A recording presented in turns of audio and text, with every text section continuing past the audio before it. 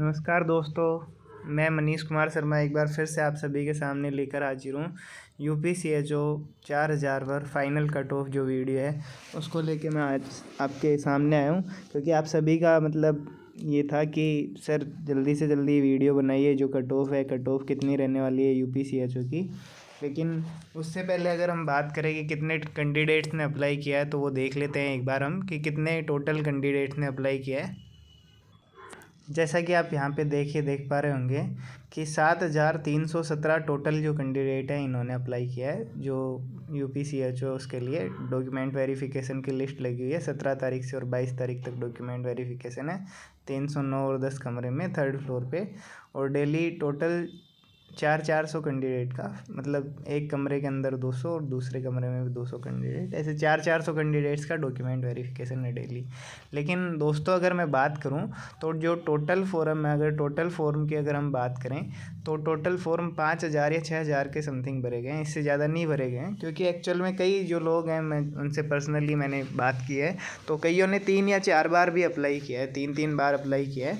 तो ऐसे कैंडिडेट्स का जो वेरिफिकेशन होगा वो सिर्फ एक बार ही होगा, तो घबराने की ज़रूरत नहीं है। 5000 के समथिंग फॉर्म अप्लाई हुए हैं, इससे ज़्यादा फॉर्म अप्लाई नहीं है। तो हम देख लेते हैं एक बार, टोटल फॉर्म अप्लाई हुए हैं 7317। अगर उसकी मैं बात करूँ तो उसमें से भी जो अगर हम बात करें तो उसमें से जो 5000 कैंडिडेट हैं, 5000 कैंडिडेट ही वैलिड होंगे, बाकी के कैंडिडेट वैलिड नहीं है, क्योंकि उन्होंने बार बार रीअप्लाई किया है, तो रीअप्लाई करने की वजह से वो वैलिड नहीं होंगे।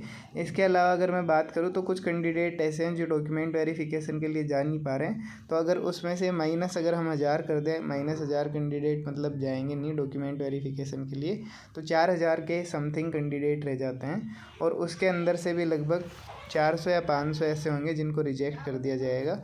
यह आंकड़ा कुछ वेरी भी हो सकता है कि 500-700 1500 कैंडिडेट ऐसे होंगे। तो लगभग अगर हम बात करें तो टोटल अगर मैं कैंडिडेट्स की अगर मैं बात करूं तो टोटल जो कैंडिडेट्स हैं वो लगभग 3500 कैंडिडेट्स ने क्या किया है, अप्लाई किया है, सही तरीके से, जो कि वैलिड होंगे।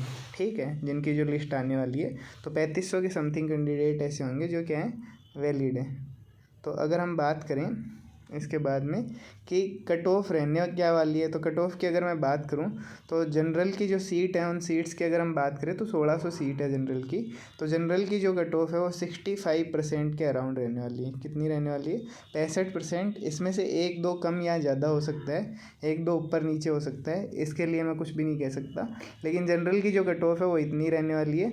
OBC की अगर मैं बात करूँ तो OBC के लिए जो अप्लाई करने वाले हैं, वो जो यूपी स्टेट वाले हैं, तो उनकी अगर मैं कट ऑफ की अगर मैं बात करूँ तो उनकी कट ऑफ रहने वाली लगभग 60% के समथिंग। कितनी रहने वाली? 60% के समथिंग। और SC और ST की अगर हम बात करें, SC ST की जो कट ऑफ है वो कट ऑफ रहने वाली है लगभग 55 to 57% के समथिंग। 1-2 ऊपर नीचे हो सकता है, 55-57% के समथिंग जो परसेंटेज है वो रहने वाली है, 55 to 57। ये जो मैं आंकड़े हैं, ये मैंने जो स्टूडेंट से कलेक्ट किए हैं, उसके आधार पे मैं आपको ये सारे आंकड़े बता रहा हूँ।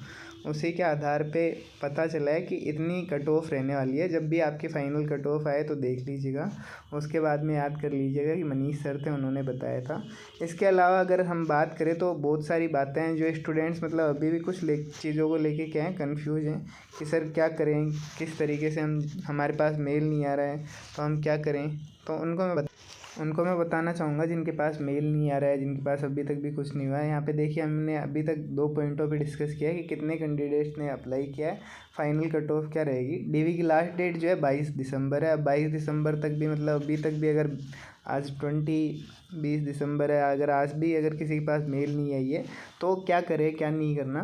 तो सबसे पहले तो NHM के हेल्पलाइन नंबर दिए हुए हैं मैंने, तो NHM के हेल्पलाइन नंबर पे बात कर सकता है। व्हाट्सएप ग्रुप का लिंक भी है मेरा, और जो टेलीग्राम चैनल है उसका भी जो लिंक है वो डिस्क्रिप्शन के अंदर दिया हुआ है, तो वहाँ पे भी जाके देख सकते हो आप आराम से। वहाँ पे NHM का हेल्पलाइन नंबर मिल जाएगा, वहाँ से पता चल जाएगा कि आपका DV डॉक्यूमेंट वेरिफिकेशन कब है। ठीक है, अभी तक डॉक्यूमेंट्स को लेकर आप कंफ्यूज है कि सर क्या लेके जाना है क्या नहीं लेके जाना, तो अगर मैं बात करूँ तो कुछ भी नहीं लेके जाना आपको। जिस तरीके से जो डॉक्यूमेंट्स हैं, ये फॉर्मेट है, इसके अकॉर्डिंग अरेंज करने हैं और ये सारे डॉक्यूमेंट्स लेके जाने हैं, ठीक है। एडिशनल कोई भी डॉक्यूमेंट नहीं लगेगा, कहने का मतलब ये है। एप्लीकेशन नंबर जो आपका मतलब आपने फॉर्म अप्लाई किया था तो उसमें लिखा होगा वो सबसे ऊपर KGJR ऐसे करके लिखा होगा, तो वो वाला आपका एप्लीकेशन नंबर है। उसके आगे जो सीरियल नंबर है वो लिखे होंगे, तो पूरा आपका क्या है एप्लीकेशन नंबर। उसके बाद में आपका नाम लिखना है इस फॉर्म पे। इसी फॉर्म के अकॉर्डिंग सीक्वेंस में जो सारी चीज़ें उनको अरेंज करना है। फ़ोन नंबर लिखना है आपका, आधार कार्ड का number, email ID, date of birth लिखनी है, overall marks in final year. और जो कट ऑफ रहने वाली है वो कट ऑफ किसके बेस पे रहेगी, फाइनल ईयर के जो मार्क्स हैं उनके बेस पे रहेगी। तो फाइनल ईयर में 700 आउट ऑफ कितने मार्क्स हैं आपके, उसमें से मतलब आपकी कट ऑफ रहने वाली है। तो टोटल जो ओवरऑल परसेंट है फाइनल ईयर की, वो फाइनल ईयर की परसेंट लिखनी है आपको। इसके नीचे लिखा है please carry all original documents for verification, photo copy of the documents, certificate to be attached, all self attested. मतलब सारे जो डॉक्यूमेंट्स हैं ओरिजिनल भी लेके जाने हैं और उनकी फ़ोटो कॉपी भी लेके जानी है। एक एक फ़ोटो कॉपी लेके जानी है। जिनका अभी तक DV नहीं हुआ है उनको बता रहा हूँ मैं, एक एक फ़ोटो कॉपी लेके जाएंगे सभी डॉक्यूमेंट्स की, और ओरिजिनल डॉक्यूमेंट्स भी कैरी करने हैं और उनको सेल्फ अटेस्ट करना है। वहाँ पे जाके मतलब सेल्फ अटेस्ट कर लीजिएगा आप आराम से बैठ के, और डेट भी लिख लीजिएगा जो डेट हो। तो सारे जो डॉक्यूमेंट्स हैं सारे ओरिजिनल डॉक्यूमेंट्स भी लेके जाने हैं। इसके अलावा जो फ़ोटोकॉपी है वो लेके जानी है। DOB जो सर्टिफिकेट है, हाई स्कूल की जो मार्कशीट है वो यहाँ पे लगानी है और इसके सामने यस लिख देना है। ये जो भी कॉलम खाली है इनके आगे क्या लिखना है, यस लिखना है। डेट ऑफ बर्थ सर्टिफिकेट लगा दिया, हाई स्कूल की मार्कशीट यस कर दीजिएगा यहाँ पे। फर्स्ट ईयर से फाइनल ईयर तक की मार्कशीट, या पोस्ट BSc की है तो पोस्ट BSc की मार्कशीट, उसके आगे यस लिखना है। Certificate from principal post BSc nursing with integrated CCHN course. जैसा कि अगर हम बात करें तो 2021 से जो बैच हैं उनके सभी के पास में जो कॉलेज है, कॉलेज ने एक CCHN सर्टिफिकेट बना के दिया है, certificate course in community health nursing. तो वो CCHN वाला जो सर्टिफिकेट है वो यहाँ पे लगाना है, ठीक है। 2021 से पहले वाले बैच के पास नहीं है, 2021-2022 वाले जो बैच है उनके पास CCHN सर्टिफिकेट है, तो CCHN सर्टिफिकेट की फ़ोटोकॉपी लगानी है।